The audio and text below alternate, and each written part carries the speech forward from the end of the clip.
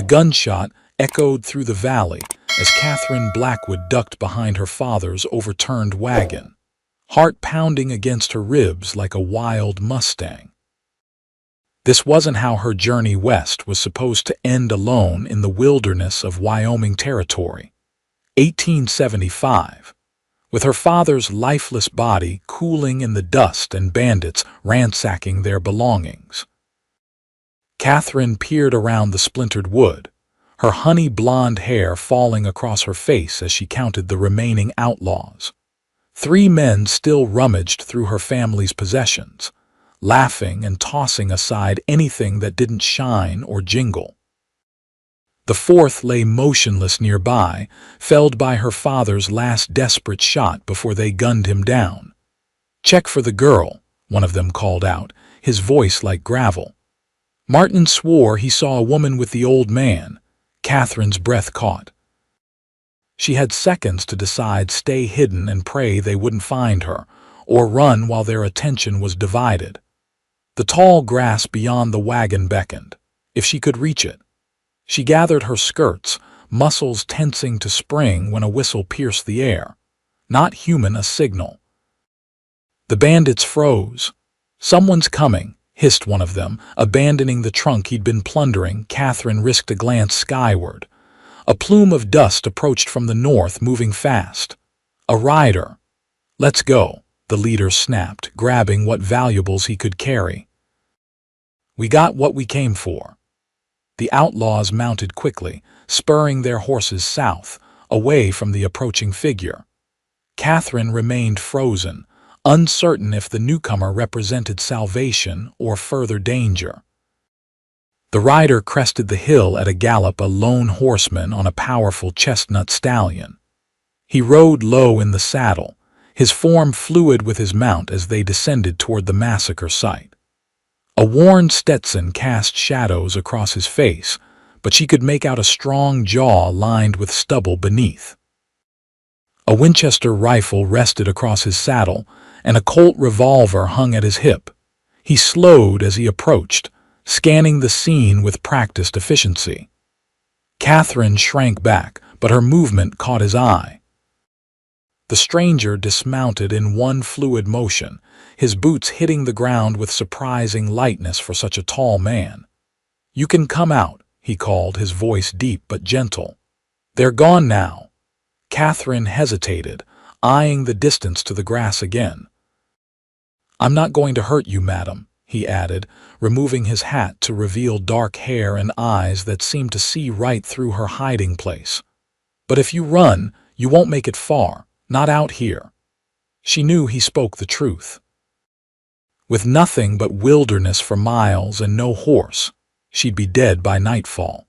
Slowly, Catherine emerged from behind the wagon, her father's small derringer clutched in her trembling hand. She pointed it directly at the stranger's chest. "That's far enough," she commanded, proud that her voice didn't betray her terror. The man stopped, raising his hand slightly, his expression calm. "You're right to be cautious." "Who are you?" Catherine demanded. "Name's Jackson Reeves. Most folks call me Jack. What do you want?" His eyes moved past her to the body of her father, then back to her face. Compassion flickered across his features. "Right now, to help bury your dead and get you somewhere safe before those men decide to circle back." Catherine's arm wavered, the small gun suddenly feeling impossibly heavy. "I don't even know you," she said, her voice catching. The cowboy replied with a small, sad smile. "You don't have to yet." For reasons Catherine couldn't explain, the simple words cut through her panic. She slowly lowered the derringer. "My father," she said, glancing back at the still form. "I'll help you lay him to rest proper," Jack promised. "But first we should move away from the road. Those men might have friends." Catherine nodded numbly. Jack approached cautiously, his movements deliberate, like he was approaching a spooked horse. "Is there anything you need from the wagon?" he asked. Catherine thought of the small trunk containing her mother's locket, the family Bible, and the few remaining mementos of her life back east. "Yes, there's a trunk. It has my personal belongings." Jack nodded and moved to the overturned wagon. With powerful arms, he righted the smaller of the trunks and checked its contents. "This one?" she nodded. "I'll secure it to my horse. Can you ride?" "Yes," Catherine answered. "My father taught me." "Good," Jack said, lifting the trunk with surprising ease. "We'll ride double until we can find you a mount." As Jack secured her trunk to his saddle, Catherine knelt beside her father. His face was peaceful despite the violence of his death. She closed his eyes with trembling fingers. "I'm sorry, Papa," she whispered. "I'll make it to Silver Creek like we planned. I promise." Jack approached with a folded blanket. "We'll need to wrap him," he said gently. Together, they prepared her father's body in silence. Jack dug a grave beneath a solitary elm tree, the only landmark for miles in the rolling prairie. Catherine watched as the stranger worked tirelessly under the brutal Wyoming sun, sweat soaking his cotton shirt. When the grave was deep enough, Jack helped her lower her father into the earth. Catherine recited what she could remember of the Lord's Prayer, her voice barely audible over the prairie wind. Jack stood with his hat against his chest, head bowed respectfully. As the last shovelful of dirt fell on the grave, Catherine felt a crushing finality. Her father had been her last family, her anchor in the world. Now she was truly alone, at the mercy of a stranger whose true nature she couldn't begin to guess. Jack fashioned a crude cross from broken wagon parts and hammered it into the freshly turned earth. "Henry Blackwood," Catherine supplied when he looked to her questioningly. 1830 to 1875. Jack carved the information with his knife, then stepped back. "I'm sorry for your loss, Miss Blackwood." "Catherine," she said automatically.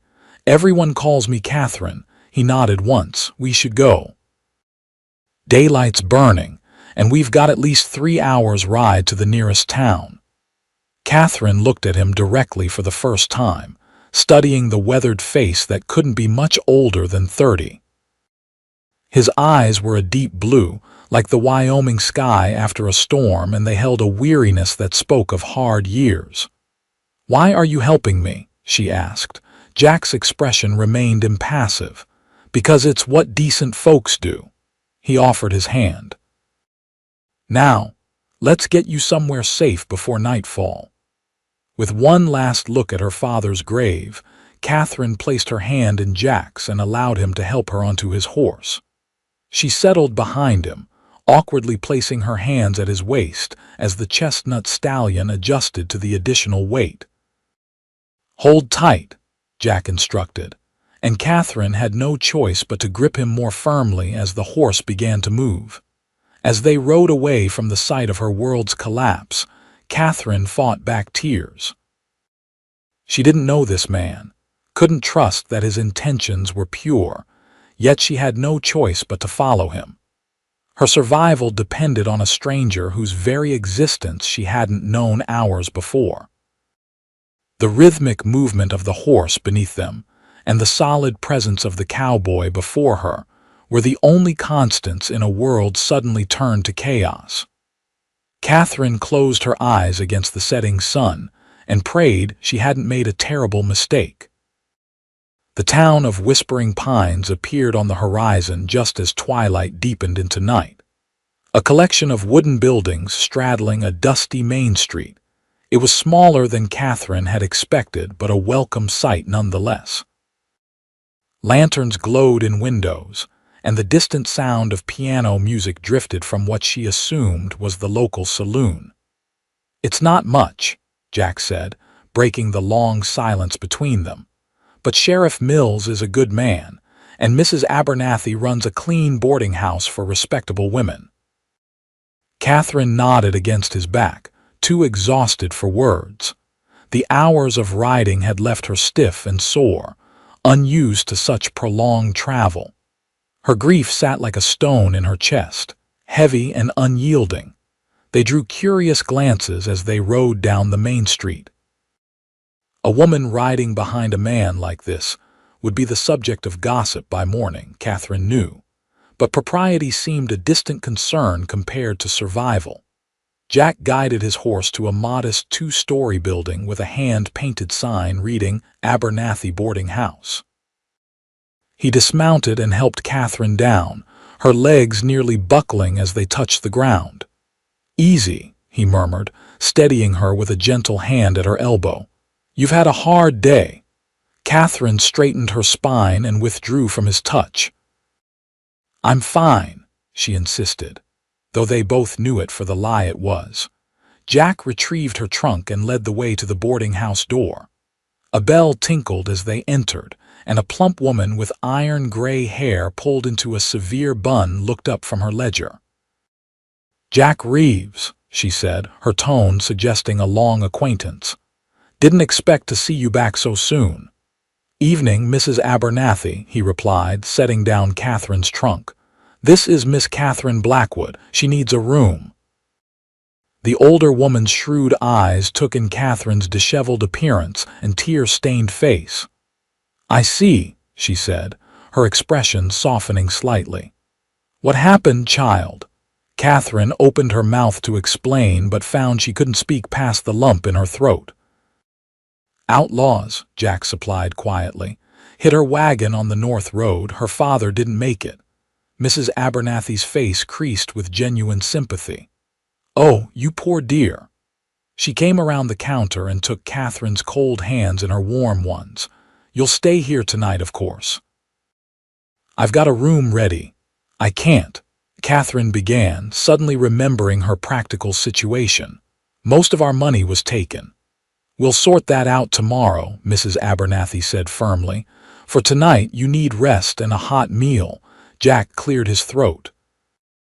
"I'll cover her lodging for the week," he said, "and I'll speak with Sheriff Mills about what happened."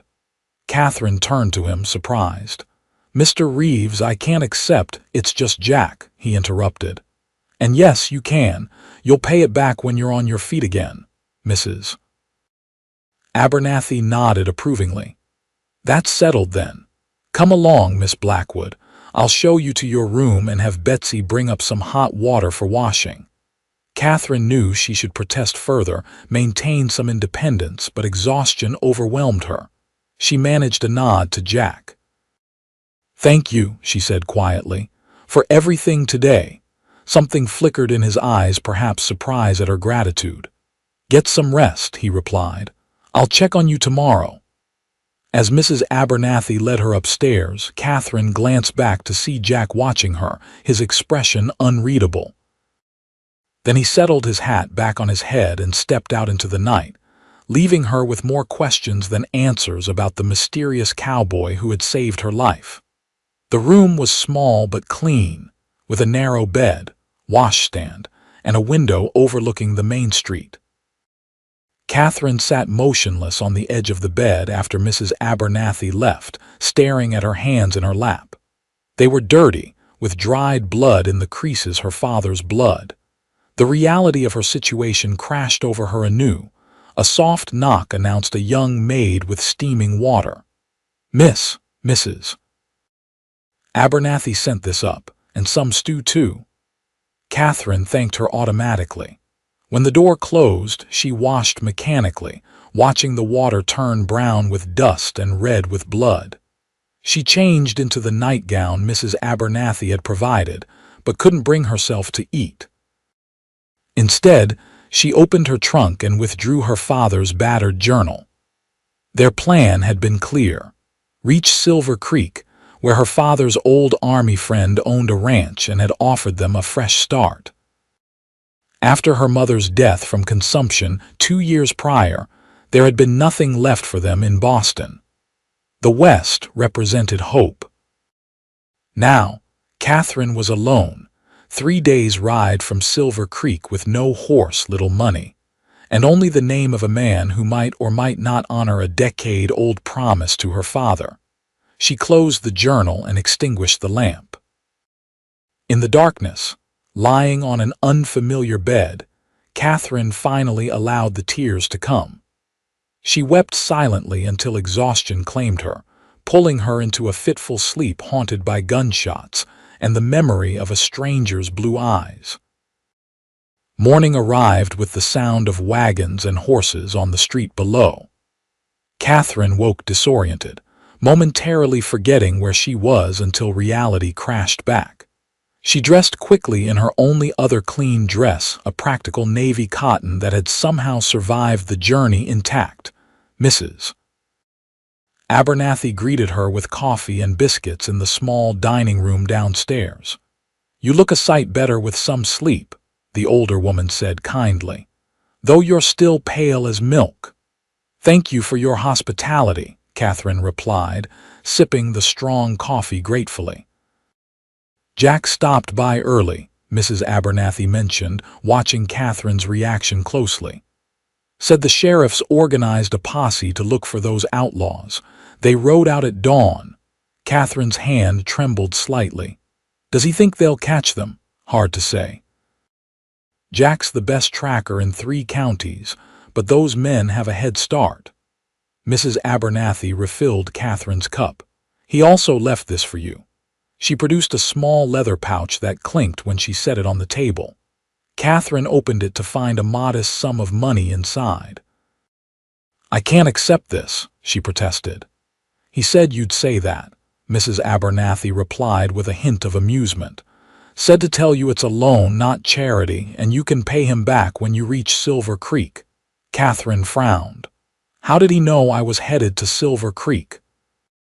"Jack Reeves knows more than he lets on about most things," was all Mrs. Abernathy would say. "Now, tell me about your plans. Were you meeting someone there?" Catherine explained about her father's friend James Thornton and the standing invitation to join his ranch operation. "Thornton's place." Mrs. Abernathy looked surprised. "That's one of the biggest spreads in the territory. Your father must have been good friends indeed." "They served together in the war," Catherine said. "Papa saved his life at Gettysburg." Mrs. Abernathy nodded thoughtfully. "Well, that's something solid to work with. The stage goes through Silver Creek twice a week. Next one's tomorrow morning." Catherine calculated quickly. The money Jack had left would cover the stage fare with some to spare. "Then I'll be on it," she decided. "In the meantime, Mrs. Abernathy continued, "you might want to visit Henderson's Mercantile. You'll need supplies, and old man Henderson might know something about your father's friend." Catherine spent the morning at the Mercantile, selecting necessities with careful attention to her limited funds. Mr. Henderson, a garrulous man with spectacular whiskers, confirmed that Thornton Ranch was indeed prosperous. "Runs about 5,000 head of cattle," he told her. "Employs 20 men year-round, more during branding and roundup. If you're expected, you'll be well situated there." The information was reassuring. Catherine purchased what she needed and was arranging to have it delivered to the boarding house when the shop door opened, bringing with it a gust of wind and dust and Jack Reeves. He looked trail-worn, his clothes dustier than the day before, but his eyes brightened when he saw her. "Miss Blackwood," he greeted, removing his hat. "Good to see you up and about." "Mr. Reeves," she acknowledged, suddenly conscious of her plain dress and hastily arranged hair. "Mrs. Abernathy said you rode out with the sheriff." "We tracked those outlaws about 15 miles south before losing the trail at the river," he explained. "Sheriff's still looking, but I figured you might need some assistance today." Catherine straightened. "That's very kind, but I've managed. I've purchased my stage ticket for tomorrow and secured the necessary supplies." If her brisk tone disappointed him, Jack didn't show it. He merely nodded. "Smart planning. Silver Creek's a 3-day journey by stage." "You knew my destination," Catherine said, not bothering to hide her suspicion. "How?" Jack shifted, looking momentarily uncomfortable. "Your father mentioned it before he passed. Said you were headed to Thornton's place." Catherine frowned. "That's impossible. My father was already dead when you arrived." Jack's expression remained carefully neutral. He wasn't quite gone when I got there. Had just enough breath to ask me to help his daughter get to Silver Creek. The revelation that her father hadn't died instantly, that he'd spoken to this stranger while she hid, struck Catherine like a physical blow. She swayed slightly, gripping the counter for support. "Miss Blackwood." Jack moved toward her, concern evident in his voice. "I'm fine," she said automatically, though she was anything but. I didn't know he was still alive when you came." Jack's face softened with understanding. "He didn't suffer long," he assured her. "Just long enough to know you were safe." Catherine nodded, unable to speak past the renewed grief clogging her throat.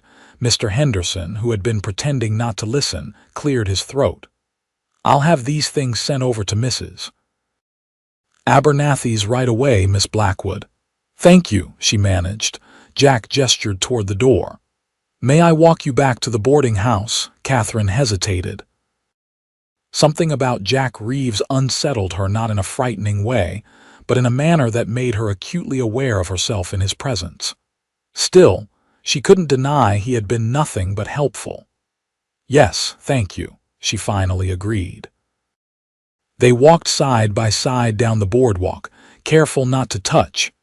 Catherine was intensely conscious of the curious glances from townspeople, the whispers that followed in their wake. "People are staring," she murmured. "Small towns run on gossip," Jack replied without concern.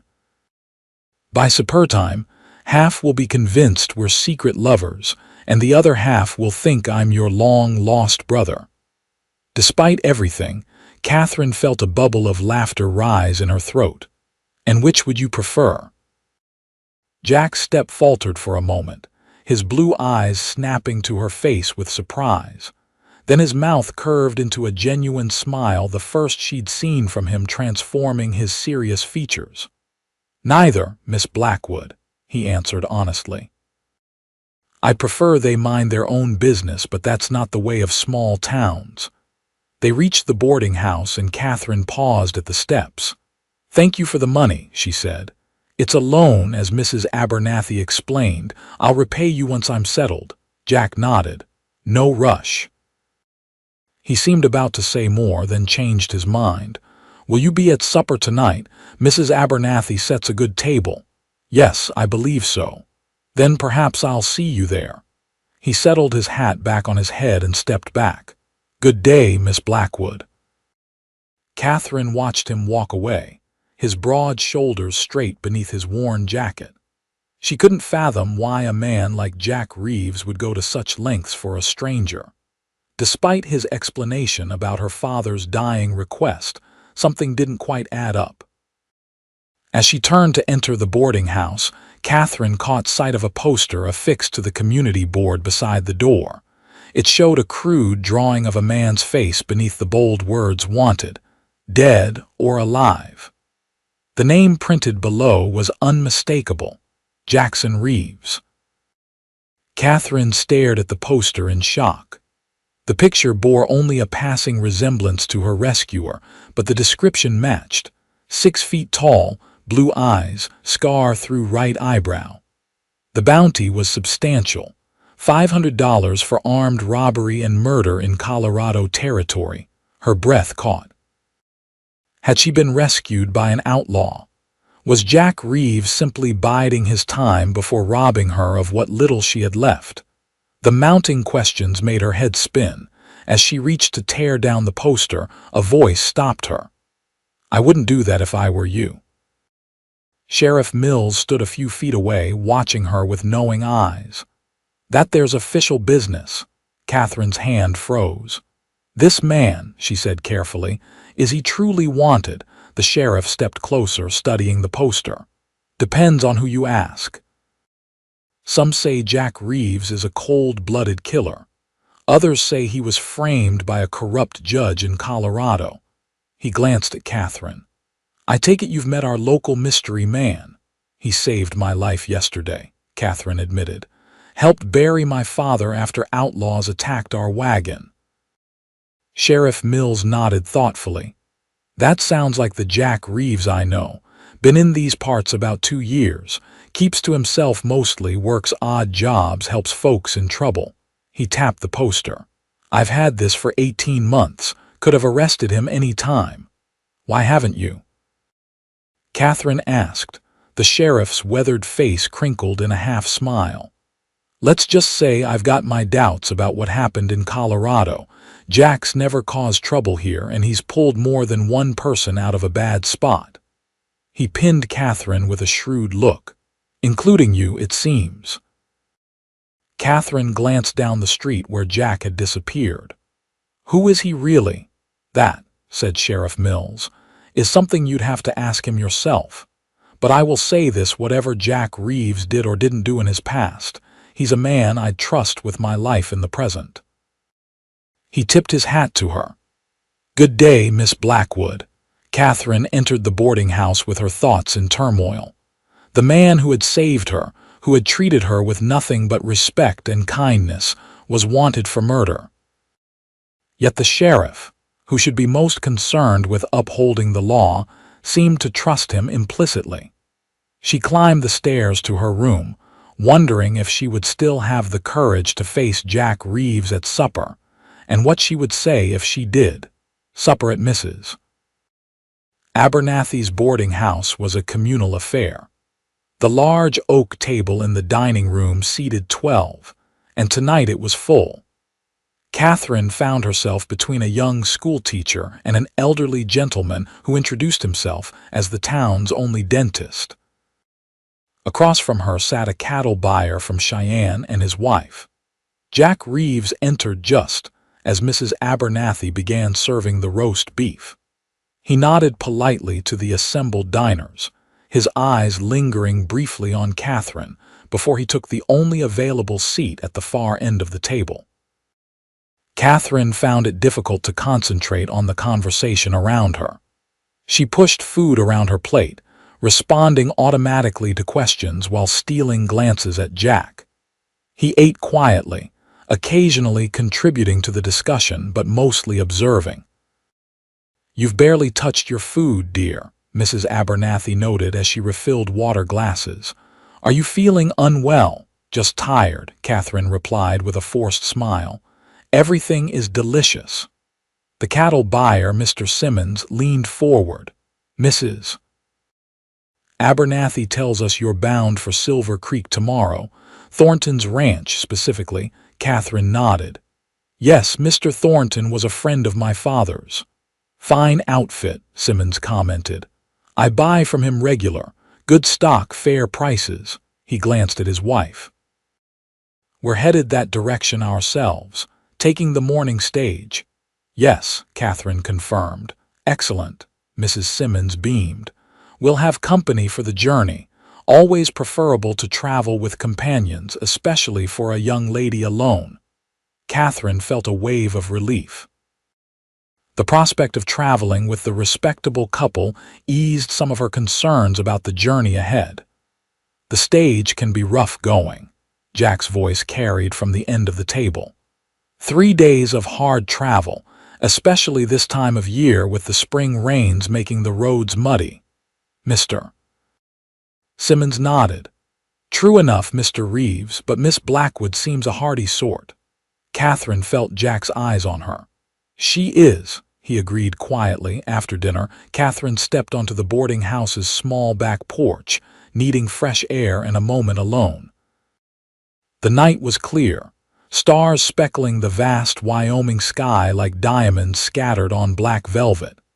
Beautiful night. Jack's voice came from the shadows, startling her. Catherine tensed but didn't retreat as he stepped into view, leaning against the porch railing a respectful distance away. Yes, she agreed.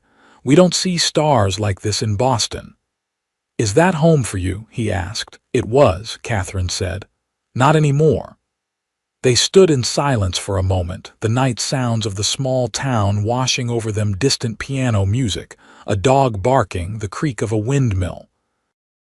I saw the wanted poster, Catherine finally said, deciding directness was the only approach. With your name on it. Jack didn't seem surprised. He nodded slowly, his profile illuminated by the light spilling from the kitchen window. I wondered if you would. Are you going to deny it? No. His answer was simple, unembellished. Catherine turned to face him fully. Did you do what they say? Rob that bank, kill those men? Jack met her gaze steadily. I robbed the bank. I didn't kill anyone. Then why the judge's son was the real killer, Jack explained, his voice flat. I was in the wrong place at the wrong time, made a convenient scapegoat. He looked away. I'm not innocent, Catherine. I was there to rob the bank, but I never fired my weapon. The use of her first name didn't escape her notice. Why tell me this? Jack pushed away from the railing, moving closer but still maintaining a proper distance. Because you asked, and because I want you to know who helped you, for better or worse.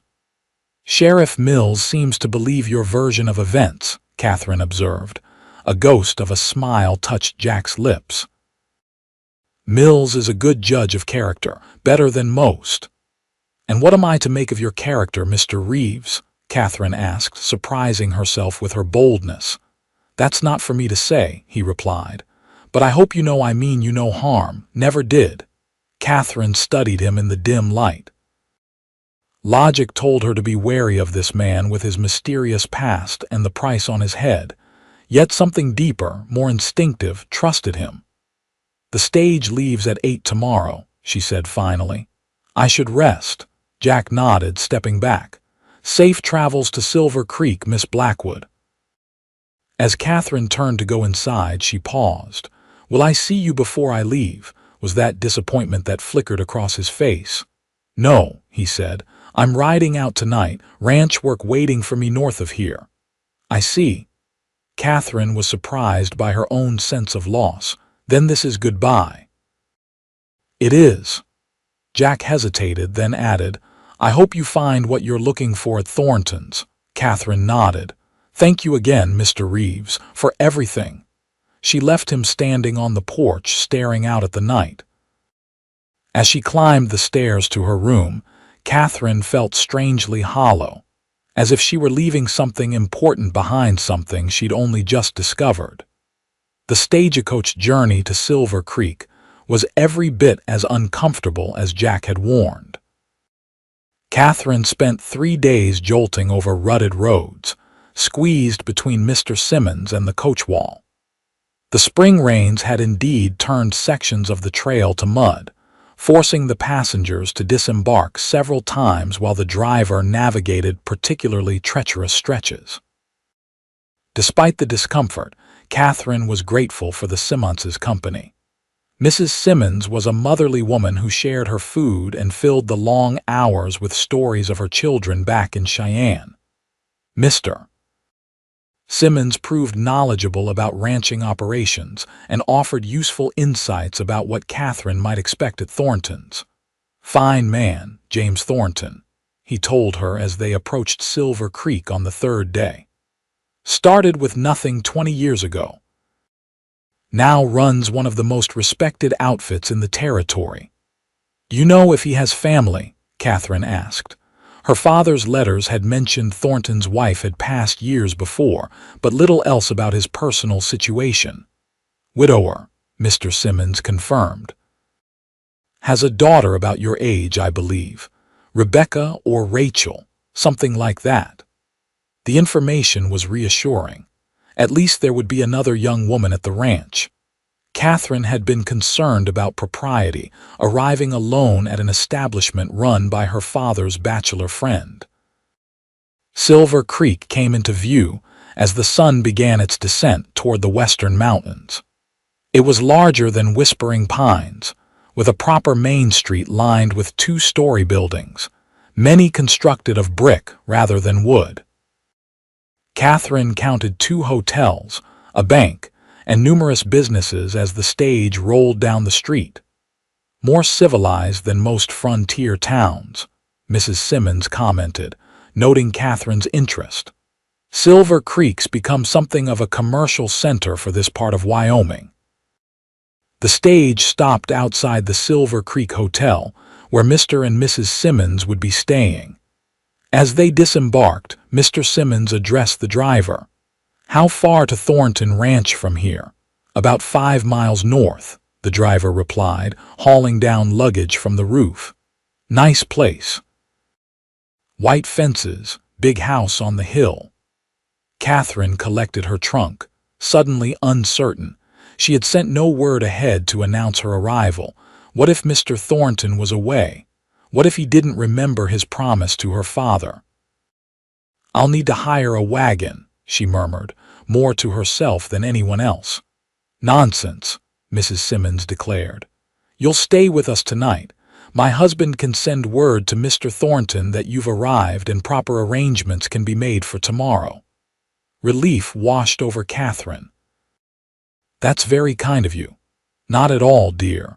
I wouldn't dream of sending you off to a strange ranch at this hour."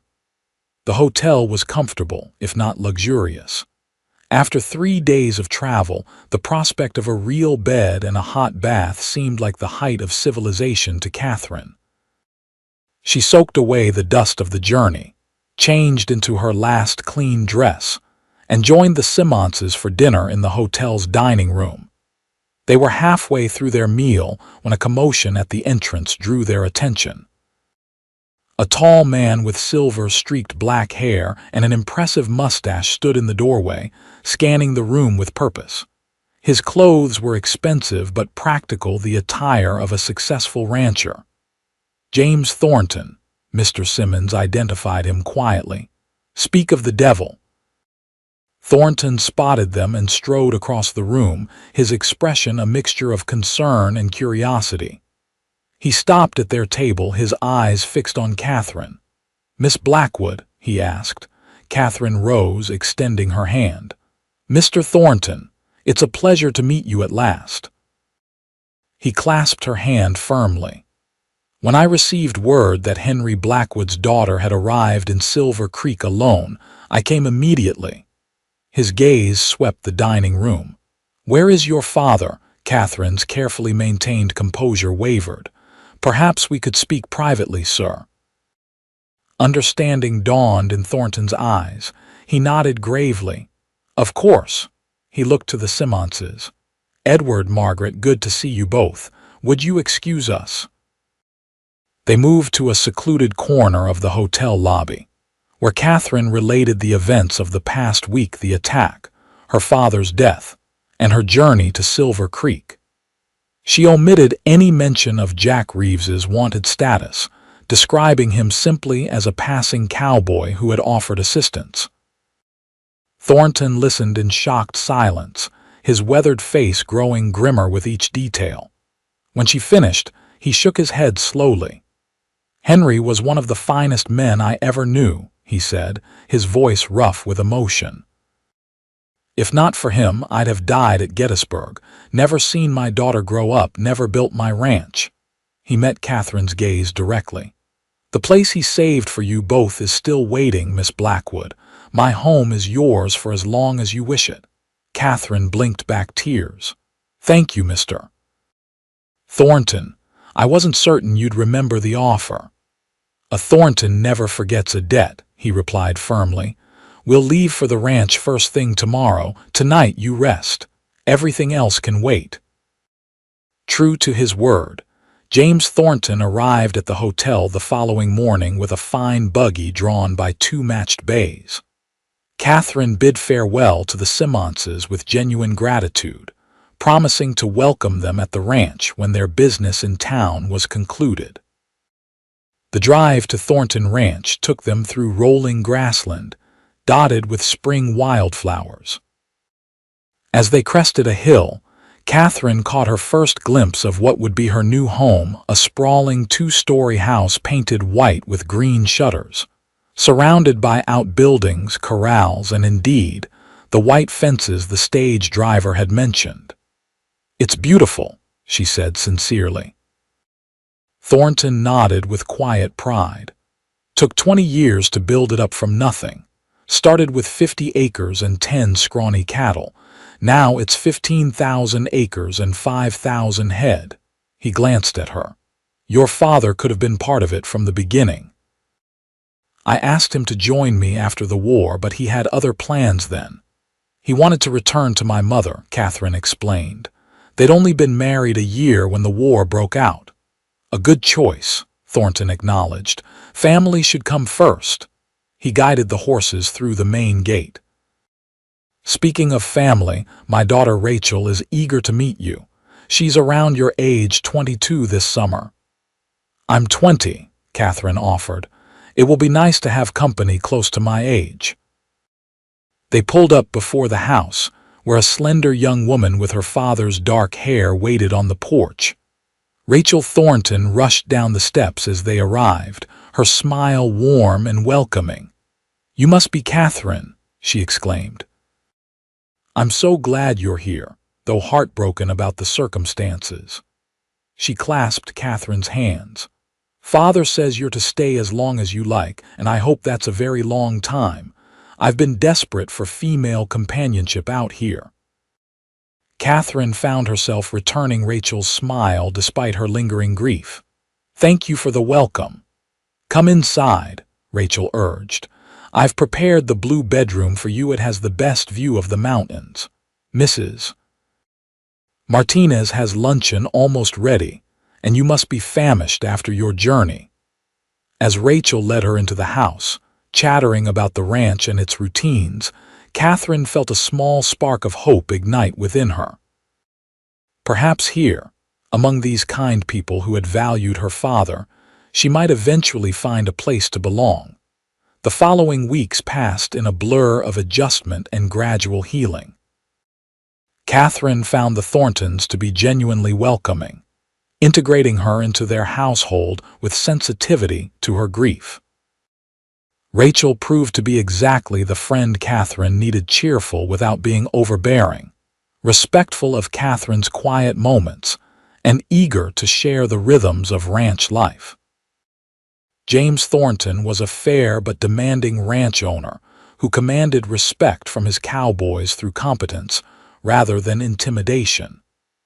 He treated Catherine with fatherly concern, often inviting her to accompany him as he made his daily rounds of the property. "Your father would want you to understand the operation," he explained, "in case you decide to stay permanently." Catherine appreciated his practicality. Though she had no experience with ranching, she found herself increasingly interested in the business aspects. Her education in Boston had included bookkeeping, and she soon began helping Thornton organize his accounts, which had been somewhat neglected. "You have a head for numbers," he commented one evening as they finished reviewing the quarterly profits. "That's valuable in this business." "I enjoy the work," Catherine admitted. "It feels good to be useful." Thornton nodded approvingly. "You're welcome to take on as much responsibility as you want here. This place will need new blood to run it someday." Catherine understood the implicit message. Thornton had no sons, and Rachel, while capable, had little interest in the business side of ranching. She was being offered a potential future, perhaps even an inheritance of sorts, if she chose to remain. The possibility was both flattering and daunting. Catherine wasn't sure she was ready to commit to a permanent life in Wyoming, but she was grateful for the option. May turned to June, and the ranch bustled with activity as roundup began.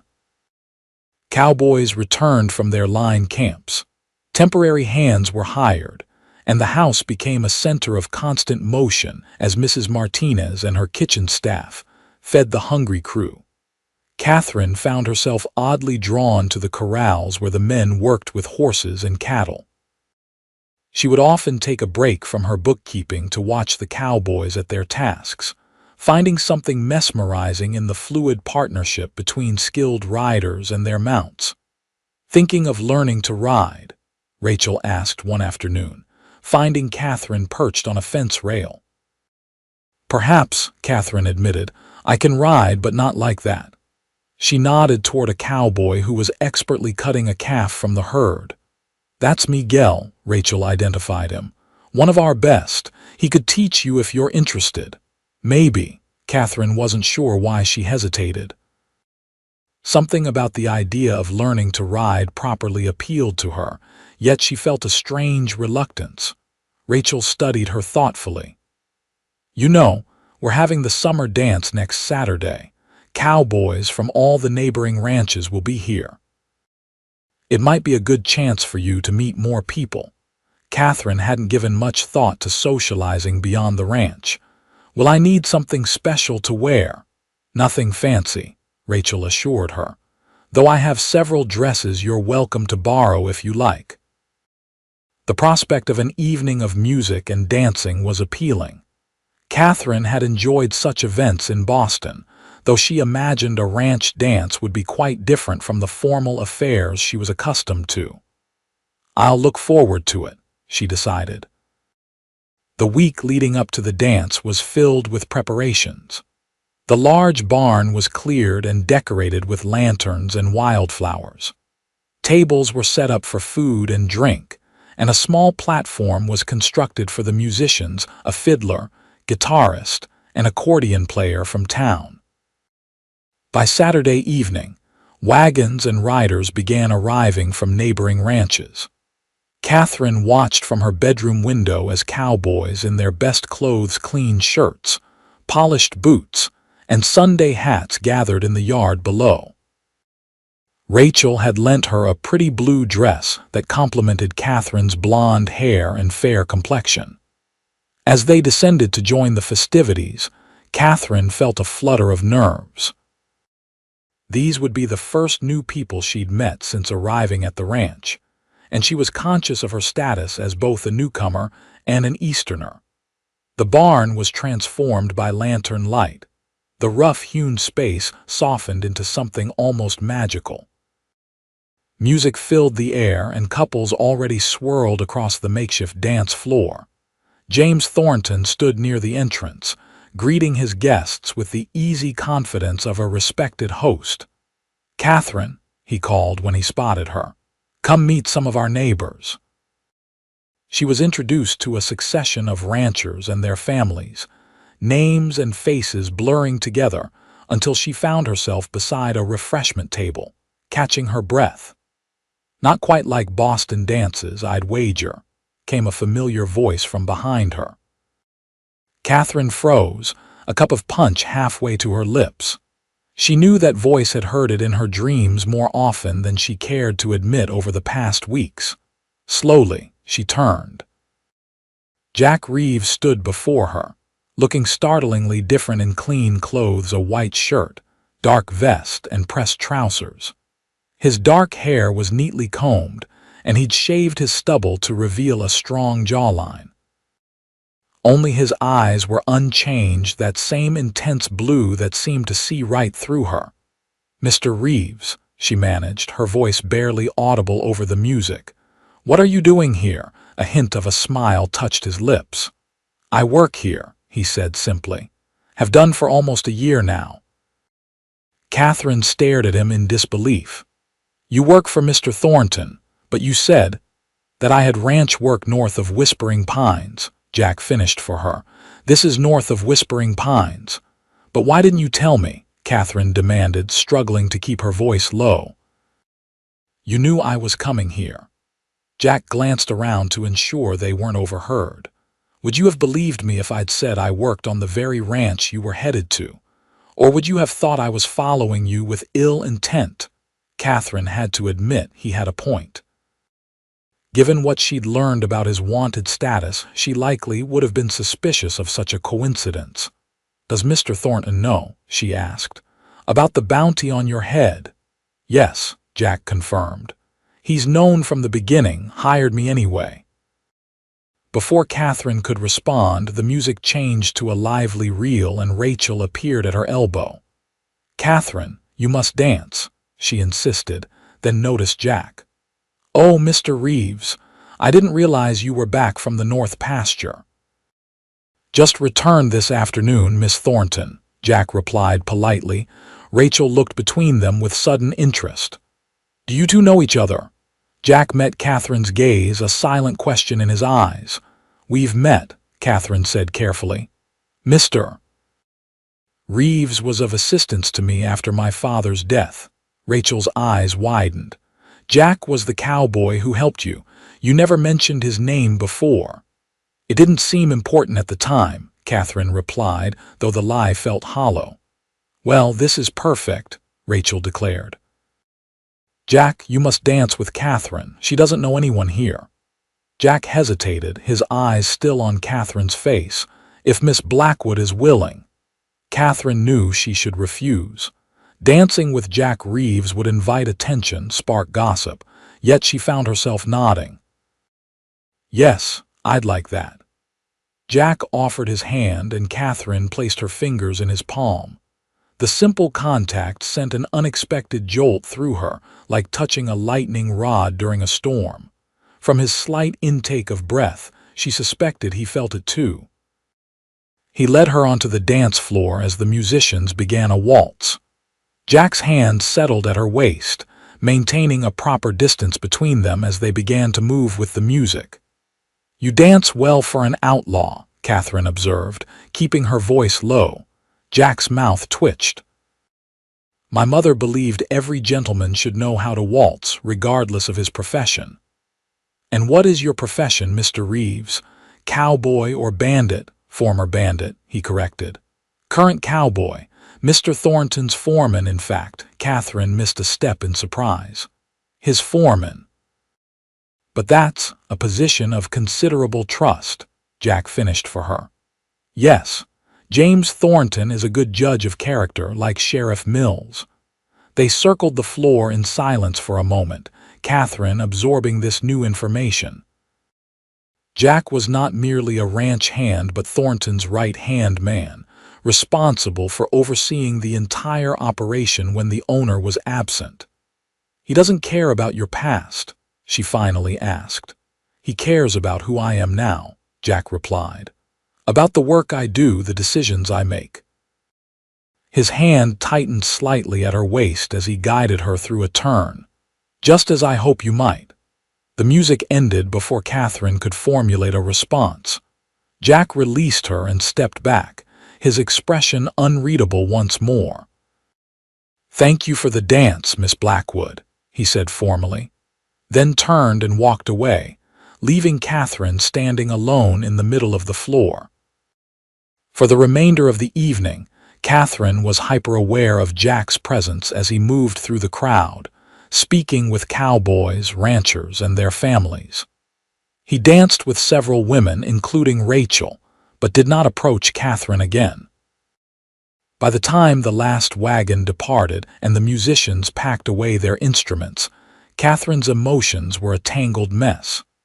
She climbed the stairs to her room, hoping Rachel wouldn't follow with inevitable questions, but her friend appeared moments later, eyes bright with curiosity. You never told me Jack Reeves was your mysterious rescuer, Rachel said, perching on Catherine's bed. Why keep it a secret? Catherine sighed, removing her borrowed earrings. It's complicated, Rachel. He's handsome, Rachel continued, undeterred, and single. Half the eligible women in the county have set their caps for him, but he's never shown interest in any of them. She gave Catherine a meaningful look. Until tonight, perhaps. You're imagining things, Catherine protested. Mr. Reeves was simply being polite. Rachel snorted delicately. Jack Reeves doesn't dance to be polite. He dances when my father orders him to be sociable, and even then he usually manages to avoid it. She studied Catherine's face. Something happened between you two before you came here. What was it? Catherine hesitated, then decided a partial truth was necessary. Mr. Reeves helped me after the attack on our wagon. He was kind when I needed kindness. But then I learned some things about his past that concerned me. The wanted poster, Rachel nodded knowingly. Everyone knows about that. Father says it's nonsense that Jack was framed by some corrupt officials in Colorado. Your father seems very certain of Mr. Reeves's character, Catherine observed. Jack saved his life, Rachel said simply. 2 years ago, rustlers attacked Father when he was riding alone. Shot him and left him for dead. Jack found him, got him home, then tracked down the rustlers single-handed and brought them to justice. She smiled faintly.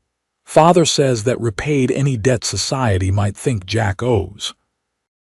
The revelation added yet another layer to Catherine's complex feelings about Jack Reeves.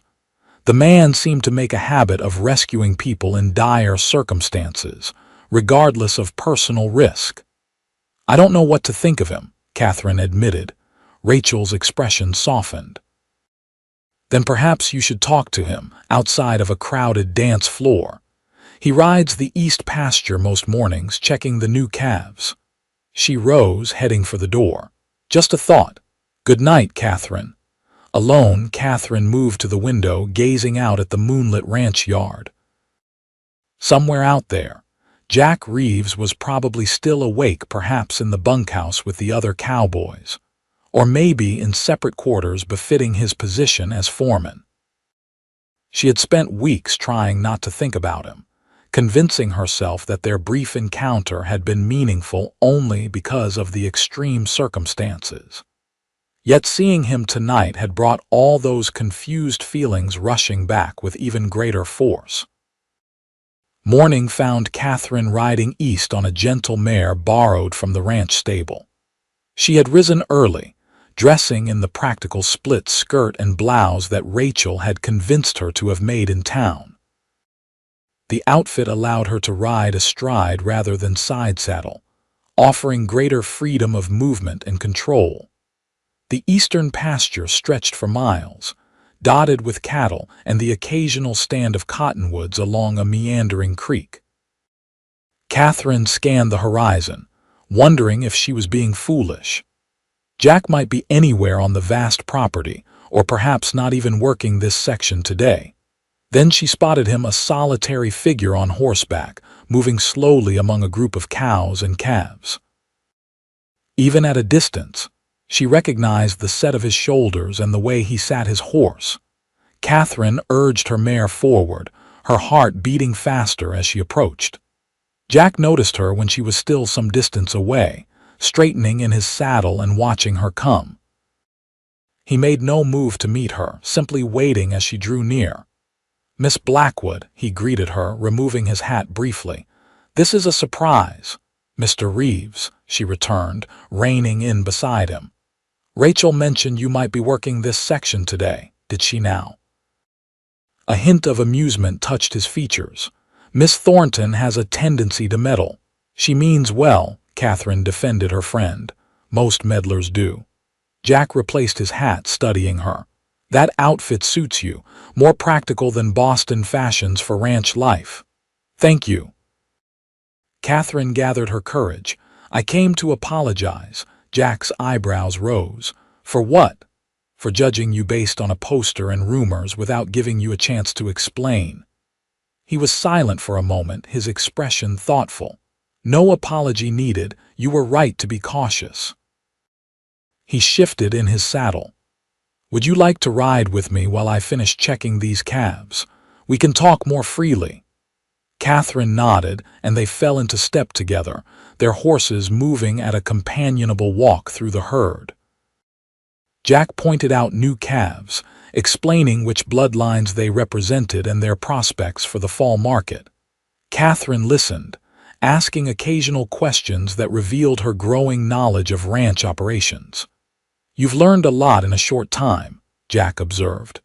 "Mr. Thornton has been patient in teaching me," Catherine replied, "and I find I enjoy the work more than I expected." "Will you stay then?" Jack asked, his tone carefully neutral.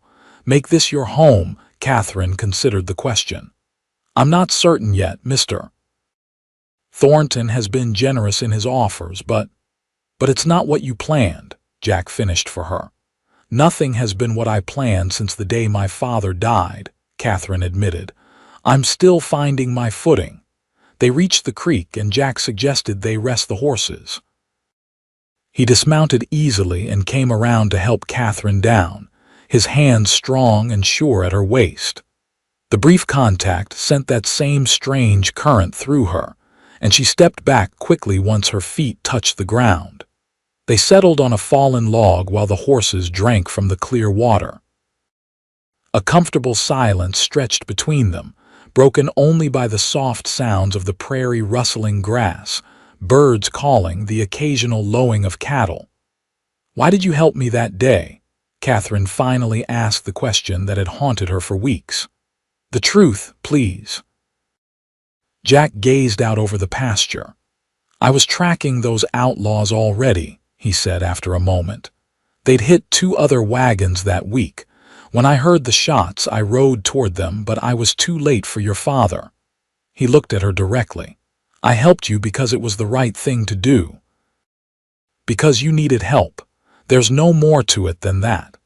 And you didn't tell me you worked for Thornton because I didn't want you to fear I was following you," Jack replied honestly, "and because I wasn't sure how James would react to the connection." "He's protective of his household," Catherine nodded slowly. "He speaks very highly of you, says you're the best foreman he's ever had." A ghost of a smile touched Jack's lips. "High praise from a demanding man." "Rachel told me how you saved his life," Catherine continued. "It seems you make a habit of rescuing people, Mr. Reeves." "Jack," he corrected gently. "After all this, you might as well use my name." "Jack," she echoed, surprised by how natural it felt. "And I'm Catherine," he nodded, his blue eyes warming. "Catherine." They sat in silence again, but it was different now, charged with something neither seemed ready to name. Catherine was acutely aware of his proximity, of the breadth of his shoulders and the strength in his hands as he absently twirled a stem of grass between his fingers. "I should return to the ranch," she said finally, rising from the log. "Mr. Thornton asked for my help with the supply inventories today." Jack stood, towering over her. "I'll ride back with you.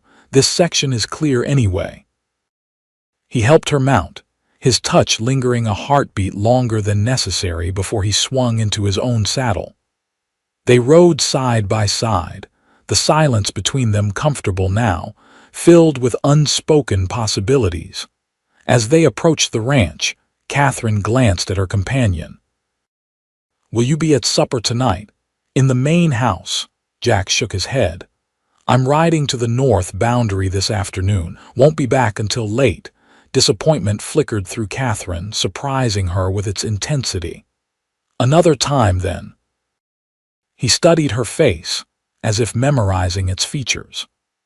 "Another time," he agreed, his voice a low promise that stayed with her long after they parted ways at the stable. Summer unfolded across the Wyoming landscape, turning the prairie to gold and filling the days with endless activity. Catherine fell into the rhythms of ranch life with increasing ease, dividing her time between helping James Thornton with the business aspects and learning practical skills from Rachel and the ranch hands. She saw Jack regularly, but rarely alone. He attended Sunday dinners at the main house, as was customary for the foreman, and occasionally joined them for other meals when ranch business required his presence. Catherine found herself looking forward to these encounters, stealing glances at him across the table, savoring the rare moments when their conversations extended beyond the practical matters of cattle and horses. July brought a heat wave that made everyone irritable. The creek that ran through the eastern pasture dwindled to a trickle, forcing the cowboys to drive cattle miles to the river for water. Catherine watched the ranch hands return each evening, dust-covered and exhausted, and felt useless in her comparative comfort. "I want to help," she told James Thornton one evening as they watched the men trudge toward the bunkhouse. "Surely there's something more practical I can do than balancing ledgers." Thornton regarded her thoughtfully. "You're serious about learning ranch work?" "Yes," Catherine replied firmly. "I can't just sit in the house while everyone else works themselves to exhaustion." "It's hard, dirty work," Thornton warned. "Not what you were raised for." Catherine lifted her chin. "Neither was losing my father and traveling alone across the country, yet here I am." A smile creased Thornton's weathered face. "Fair point." He nodded toward the corral. "Jack's breaking that new bay gelding for ranch work. He could use a hand tomorrow moving the 2-year-olds to the south pasture. If you're serious, ask him." Catherine didn't wait for morning. She found Jack at the corral as dusk settled over the ranch, watching as he worked patiently with a spirited young horse. She stood quietly by the fence, admiring the fluid communication between man and animal, the subtle signals, the building trust. When Jack finally led the bay to the gate, he didn't seem surprised to see her waiting. "Evening, Catherine," he greeted her, removing his gloves. "What brings you out here?" "Mr. Thornton said you could use help tomorrow with the 2-year-olds, she replied directly. "I'd like to volunteer." Jack's eyebrows rose. "That's a full day's hard ride." "I'm aware," Catherine said. "I'm stronger than I look, and I'm a quick learner." He studied her face, seeming to weigh her determination. "You'll need a better horse than that mare you've been riding. And proper clothes, pants, not a split skirt." "Rachel has spare denims I can borrow," Catherine countered. "And I'm sure Mr. Thornton can recommend a suitable mount." A slow smile spread across Jack's face, the genuine kind that transformed his features and made something flutter in Catherine's chest. "You really want this?" "I do," she confirmed. "Then be ready at dawn," he said. "Wear a hat and bring gloves. It'll be hot work." Catherine arrived at the stable before sunrise, dressed in borrowed denims and a faded cotton shirt, her hair braided and tucked beneath a wide-brimmed hat. Jack was already there, saddling a sturdy roan gelding. "This is Rusty," he introduced the horse. "Not flashy, but steady and trail smart. He'll take care of you." Catherine approached the gelding, offering her hand for him to sniff. "Hello, Rusty," she said softly. "We're going to be friends today." Jack watched her gentle introduction with approval. "You have a way with horses," he observed. "Natural instinct." "My grandfather raised carriage horses in Maryland," Catherine explained. "I spent summers there as a child before he passed." With Jack's assistance, she mounted and adjusted her stirrups. 3 other cowboys joined them, nodding respectfully to Catherine. She recognized Miguel, whom Rachel had pointed out weeks before, and 2 others she knew only by sight. "Miss Blackwood's riding with us today," Jack informed them, his tone making it clear this was not up for discussion. "Miguel, she'll work with you on the right flank." Miguel, a slender Mexican with an impressive mustache, tipped his hat to Catherine. "It will be my pleasure to teach the señorita." The day proved every bit as challenging as Jack had warned. The 2-year-old steers were skittish and prone to bolting, requiring constant vigilance to keep them moving in the right direction. By midday, Catherine's muscles ached from hours in the saddle, and dust coated her throat despite the bandana she wore over her nose and mouth. They stopped briefly at noon in the shade of a cottonwood grove. Jack brought Catherine a canteen of water, his eyes assessing her condition. "How are you holding up?" he asked quietly. Catherine took a long drink before answering honestly. "Sore in places I didn't know could be sore, but I'm managing." A hint of a smile touched his lips. "You're doing well. Better than most first-timers." High praise from a demanding man, she echoed his words from weeks before, earning a genuine chuckle. "We've got another 4 hours," Jack warned. "It gets harder in the afternoon heat." Catherine straightened her shoulders. "I'll be fine." The afternoon indeed proved more difficult. The temperature soared and the steers grew increasingly fractious. Twice, animals broke from the herd, requiring quick action to bring them back.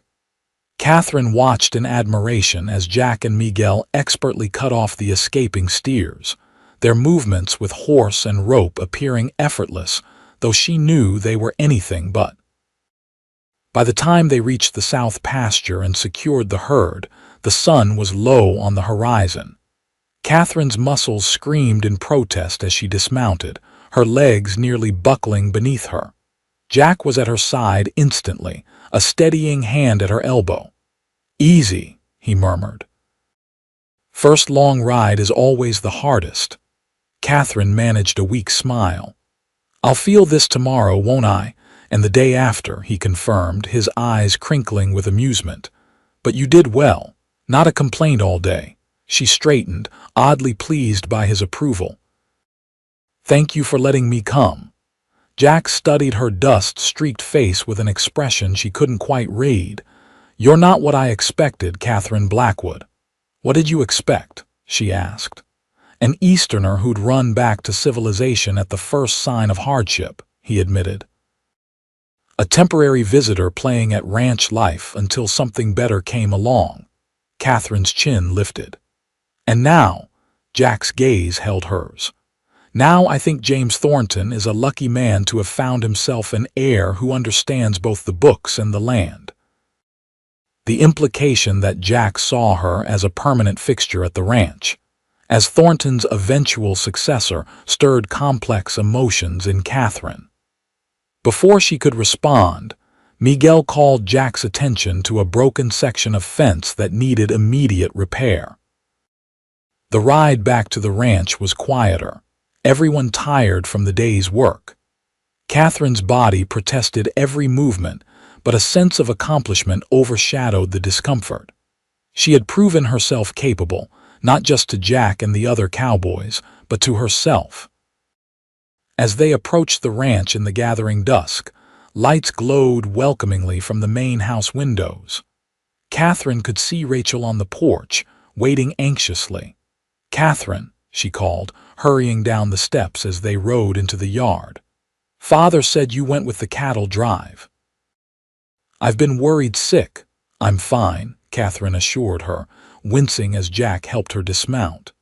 "Tired, but fine." Rachel took in her friend's disheveled appearance with wide eyes. "You look like you've been dragged behind the horse rather than riding it." Jack chuckled. "She rode better than most cowboys their first time out," he said, surprising Catherine with the public praise. "Has a natural seat and good instincts." Rachel's gaze darted between them, a knowing gleam in her eye. "Well, I've had Consuela prepare a hot bath for you. You'll need it." Catherine thanked her friend, then turned to Jack. "And thank you for today," he nodded, his expression softening. "Same time next week. The 3-year-olds need moving to the East Range." It was an invitation, not just to work but to continue whatever was growing between them. Catherine found herself smiling despite her exhaustion. "I'll be ready." Throughout August, Catherine joined the ranch work at least twice a week, gradually building her skills and endurance. James Thornton watched her progress with evident pride, while Rachel alternated between concern for her friend's safety and thinly veiled delight at the developing relationship between Catherine and Jack. For developing it was, though neither Catherine nor Jack spoke of it directly. Their conversations deepened beyond ranch matters to personal histories and future dreams. Catherine learned that Jack had been raised in Missouri by a schoolteacher mother and a father who ran a small freight business. He'd come west at 18, working his way through various ranches before the ill-fated bank robbery in Colorado had forced him to flee further into the frontier. In turn, Catherine shared stories of her Boston childhood, her mother's long illness, and her father's dreams of a fresh start in Wyoming. Jack listened with genuine interest, asking thoughtful questions that revealed his intelligence and sensitivity beneath the tough cowboy exterior. By September, Catherine realized she had made her decision about staying at Thornton Ranch without ever consciously choosing. She had stopped thinking of Boston as home, had ceased making comparisons between East and West. The wide open spaces, the honest work, the sense of purpose all had become essential to her in ways she hadn't anticipated. And then, there was Jack, whose presence in her daily life had become as necessary as breathing. The first autumn storm arrived in late September, bringing driving rain and plummeting temperatures. Catherine stood on the covered porch of the main house, watching lightning fork across the darkened sky and worrying about the men still out with the herds. "They'll be fine," James Thornton assured her, joining her vigil. "Jack knows these storms. He'll have gotten the men to shelter." "It came on so suddenly," Catherine fretted. "They were only supposed to be checking the northern herd today." Thornton studied her concerned face. "Jack Reeves has survived worse than a September storm, Catherine." She glanced at him, wondering how much the older man had guessed about her feelings. "He's a good foreman," she said carefully. "The ranch depends on him." "Not just the ranch, I think," Thornton replied gently. Catherine felt heat rise in her cheeks but didn't deny it. "We've become friends." "Friends," Thornton echoed, a knowing smile touching his lips. "Well, friendship is a fine foundation for other things." He patted her shoulder. "Jack's a good man despite his past, or perhaps because of it. He's learned hard lessons that shaped him into someone I'd trust with my life or my daughter's happiness." Catherine's eyes widened at the implication. "Mr. Thornton, I don't James," he corrected. "After all these months, I think we're past formalities." His expression grew serious.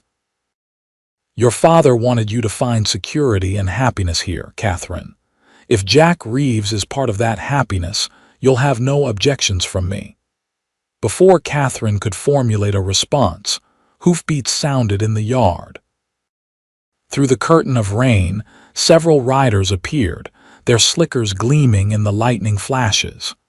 "There they are," Thornton said with relief. "Told you Jack would get them home safe."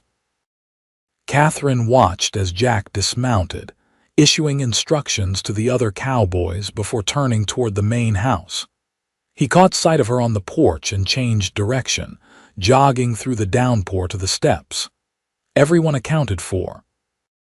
Thornton asked as Jack climbed the steps, water streaming from his hat and slicker. "All present and correct," Jack confirmed.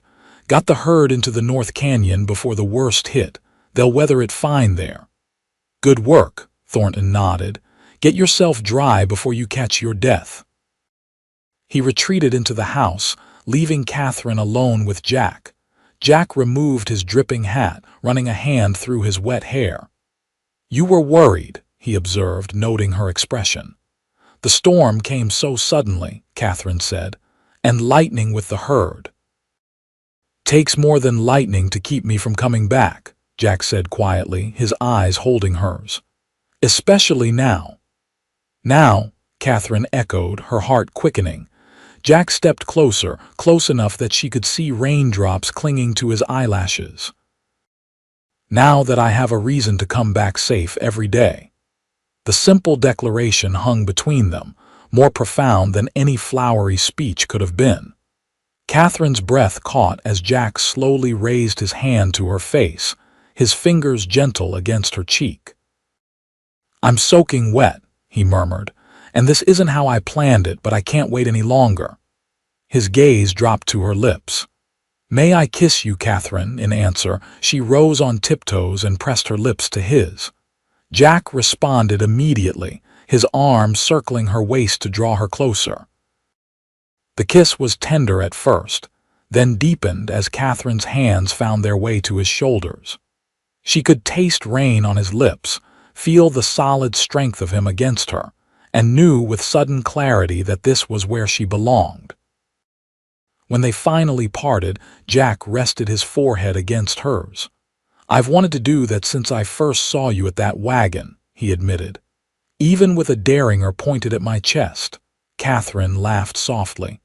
"I'm glad you restrained yourself then. I might have shot you." "Worth the risk," he murmured, brushing another kiss against her lips. The squeak of the door hinges reminded them they were standing on the front porch in full view of anyone who cared to look. They stepped apart just as Rachel peeked out. "Father sent me to make sure you hadn't drowned out here," she said, her knowing smile suggesting she'd seen exactly what had transpired.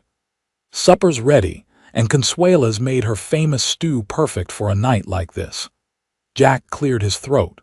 I should change first. These clothes are soaked through. There's a clean shirt of Father's in the mudroom, Rachel offered. He said you're to join us tonight rather than going back to your cabin. The invitation was transparent in its intention. James Thornton was officially acknowledging whatever was developing between his foreman and Catherine. Jack's surprised expression suggested he understood the significance. I'd be honored, he said formally. Give me 10 minutes to make myself presentable. Supper that evening marked a turning point. Though nothing explicit was said about Catherine and Jack's relationship, the atmosphere had shifted. James Thornton treated Jack more like family than employee, while Rachel alternated between delighted smiles and pointed questions about future ranch plans that included both Jack and Catherine. After the meal, when Rachel and her father tactfully retreated to other parts of the house, Catherine found herself alone with Jack in the parlor. Rain still drummed against the windows, creating a cocoon of intimacy as they sat before the crackling fire. Your father would approve, I think, Jack said after a comfortable silence. Of us? Catherine smiled softly. Yes, I believe he would. He valued honesty and hard work above all else. You embody both.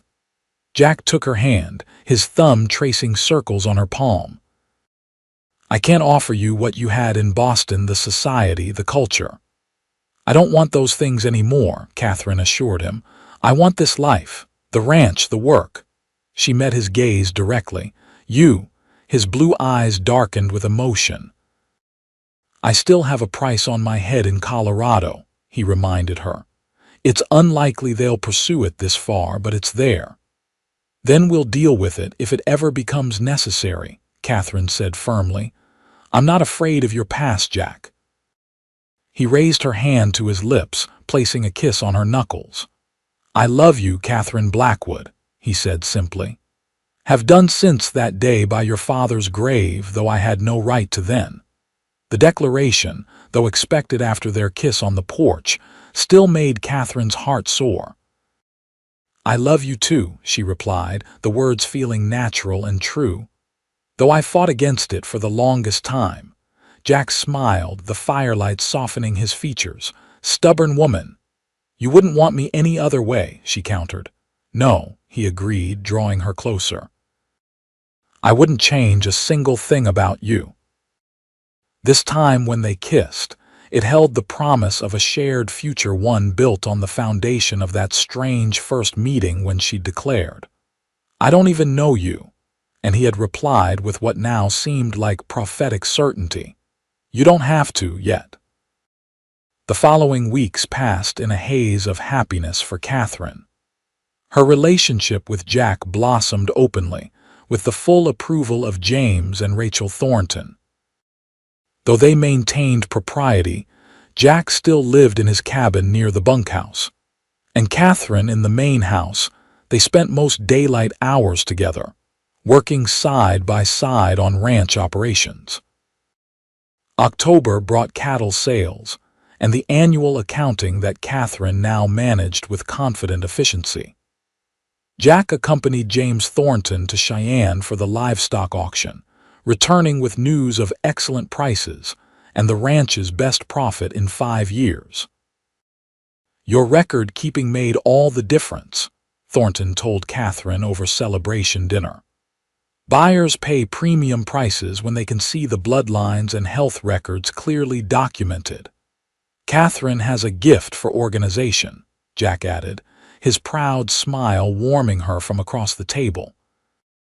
The ranch has never run more smoothly.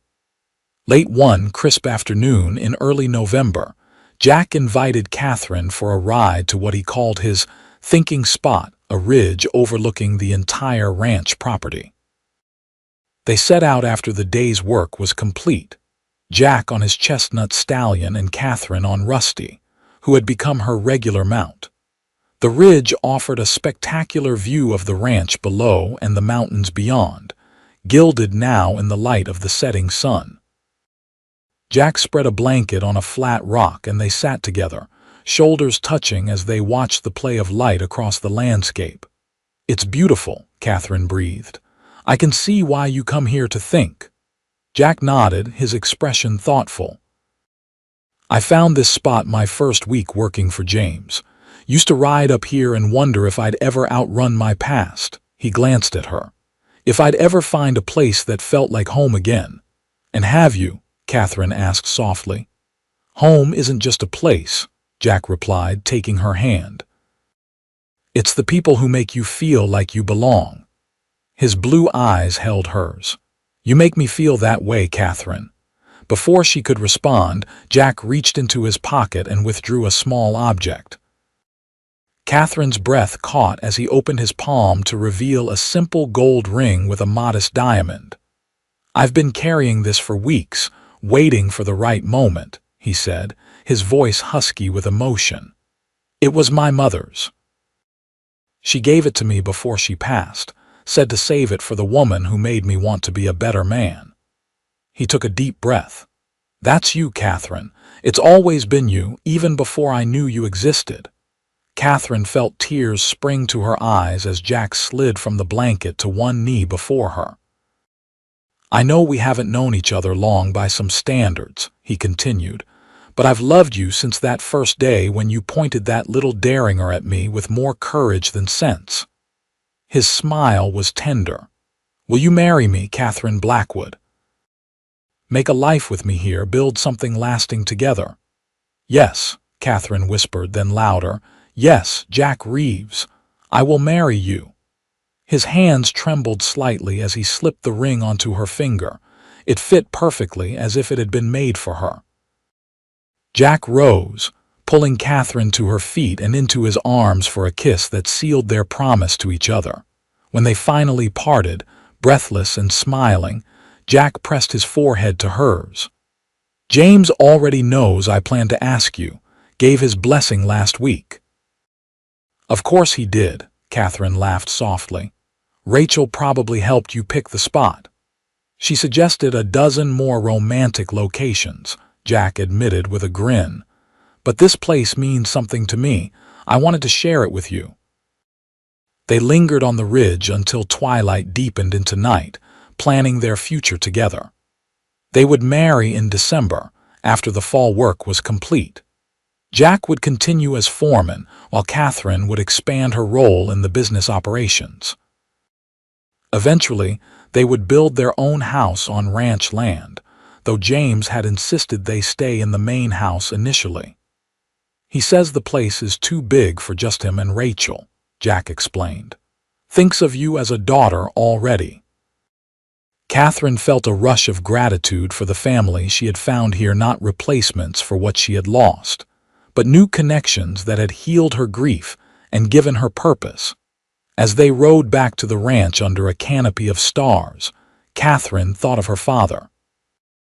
He had dreamed of bringing her to a new life in Wyoming, never imagining the path that dream would take. Yet somehow, she had found exactly what he had wished for her: security, purpose, and love. Rachel's excited squeal when they returned, and she spotted the ring echoed across the ranch yard. Within minutes, the entire household knew of the engagement. James Thornton opened his best whiskey, and Consuela produced a special dessert as an impromptu celebration filled the dining room.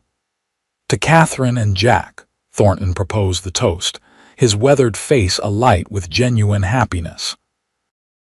"May your years together be as countless as the stars and as blessed as this land." Catherine looked around the table at the faces of those who had become her family in just 6 months: Rachel, beaming with delight; James, proud as any father; the ranch hands who had accepted and taught her; and Jack, whose love had transformed her life in ways she was still discovering. "Thank you," she said simply, her voice thick with emotion. "All of you, for making this place home." Jack's hand found hers under the table, his fingers intertwining with hers in a gesture that felt like a promise not just for their future, but for the present moment of perfect belonging. 3 weeks before Christmas, with snow dusting the Wyoming landscape, Catherine Blackwood became Catherine Reeves in a ceremony held in the main house parlor. James Thornton had insisted on sparing no expense, turning the ranch home into a winter wonderland of evergreen boughs, red ribbons, and candlelight.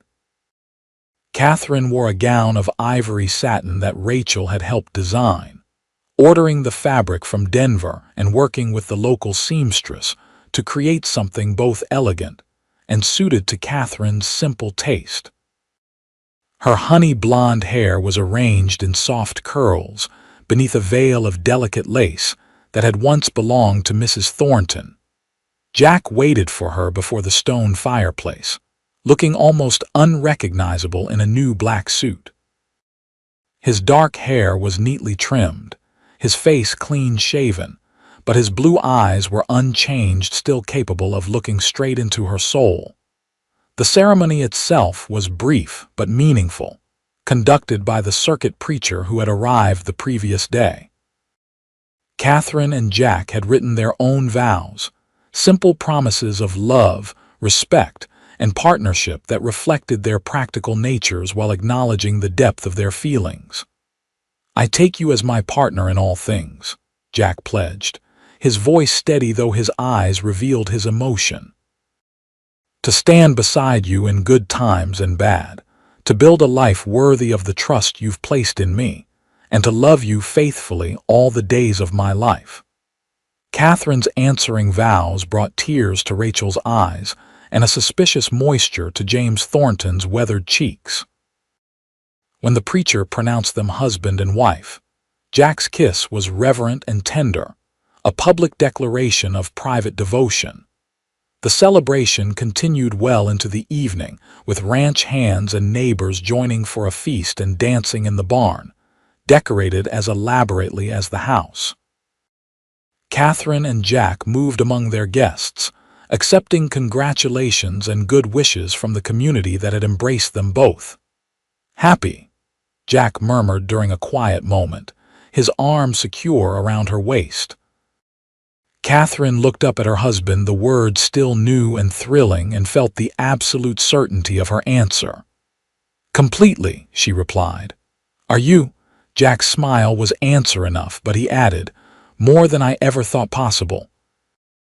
As midnight approached, they slipped away from the celebration to the small cabin at the edge of the property that would be their temporary home until spring, when construction would begin on their permanent residence. Jack had spent weeks preparing the cabin, adding comforts and personal touches to make it welcoming for his bride. Catherine paused on the threshold, suddenly shy despite the months of growing intimacy between them. Jack sensed her hesitation and swept her into his arms, carrying her across the doorway. "Welcome home, Mrs. Reeves," he said softly, setting her gently on her feet inside. A fire crackled in the stone hearth, casting golden light over the simple but comfortable furnishings. Evergreen boughs decorated the mantel, filling the air with their fresh scent. It was modest compared to the main house, but to Catherine, it was perfect. "It's lovely, Jack," she said sincerely, turning to face him. "Truly." He cupped her face in his hands, his expression tender. "You're what makes it home," he told her. "Everything else is just details." Their kiss deepened with a new urgency, months of restrained desire finally finding expression in the privacy of their marriage. Jack's hands were gentle as he helped Catherine with the tiny buttons of her wedding gown, his reverence for her evident in every touch. Later, lying in his arms before the dying fire, Catherine traced the scar through Jack's right eyebrow, the identifying mark from that long-ago wanted poster. "I was so afraid of you once," she murmured. "Now I can't imagine feeling safer than I do with you." Jack caught her hand, pressing a kiss to her palm.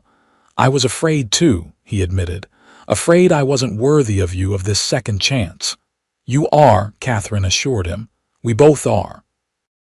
They fell asleep as the fire burned to embers, wrapped in each other's arms and the promise of all the days to come. Spring brought new life to Thornton Ranch calves in the pastures, green shoots pushing through the soil, and the beginning of construction on Jack and Catherine's permanent home. James Thornton had gifted them 50 acres on the eastern edge of the property, with views of both the mountains and the valley, close enough to the main operations but far enough for privacy. He'd explained with a wink that had made Catherine blush and Jack laugh. Catherine threw herself into the planning with enthusiasm, working with Jack to design a house that would meet their needs now and in the future. It would be modest to start 4 bedrooms, a study, kitchen, and generous living areas, but built with an eye toward expansion as their family grew. Family was very much on Catherine's mind as April turned to May. She had suspected for several weeks but waited until she was certain before sharing the news with Jack. She chose a quiet evening when they had ridden to their ridge to watch the sunset, something that had become a monthly tradition since their engagement. "I have something to tell you," she said, as they sat side by side on their blanket. The valley spread below them in the golden light. Jack turned to her, his expression curious. "What is it?" Catherine took his hand and placed it gently against her still flat stomach. "We'll need that nursery sooner than we planned," she said softly. "The baby should arrive around Christmas." Jack's face transformed with wonder and joy. "A baby?" he whispered, his hand spreading protectively over her abdomen. "You're sure?" Catherine nodded, her own happiness reflected in his eyes. "Dr. Winters confirmed it yesterday." Jack gathered her carefully into his arms as if she had suddenly become fragile. "A family," he murmured against her hair. "Our family. The first of many, I hope," Catherine said, smiling through happy tears. "As many as you want," Jack promised, kissing her with tender passion. "Though perhaps we should master raising one before we plan too many more." They lingered on the ridge longer than usual that evening, making plans and dreaming of their child's future. Jack insisted they would need to accelerate the house construction to ensure it was complete before winter, while Catherine laughingly reminded him that babies didn't require their own rooms immediately. "Still," Jack said, his arm secure around her shoulders as they rode home in the gathering dusk, "I want everything perfect for both of you." The news of Catherine's pregnancy was received with delight at the main house. Rachel immediately began planning baby clothes and nursery decorations, while James Thornton walked around for days with a proud smile, as if he were to become a grandfather in truth as well as spirit. As her pregnancy progressed, Catherine maintained her work with the ranch accounts, but gradually reduced her physical activities on Jack's insistence. He fussed over her in ways that both amused and touched her, ensuring she rested regularly and ate well. "You're worse than a mother hen," she teased him one afternoon as he insisted on carrying a basket of laundry she was perfectly capable of managing. "Just taking care of what matters most," he replied, unrepentant. By October, their new home was complete enough to move in, though finishing touches would continue through the winter. The large master bedroom offered views of the sunrise, while the nursery adjoined it on one side. Jack had surprised Catherine by commissioning a craftsman in Cheyenne to build a cradle of polished oak, intricately carved with wildflowers and horses. "It's beautiful," Catherine said when he unveiled it, running her fingers over the smooth wood. "Our child will cherish it someday." "And pass it down to their children," Jack added, his hand resting on her now prominent belly.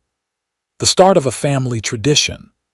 As winter settled over Wyoming once more, bringing with it the anniversary of their first meeting, Catherine reflected on the extraordinary journey of the past year.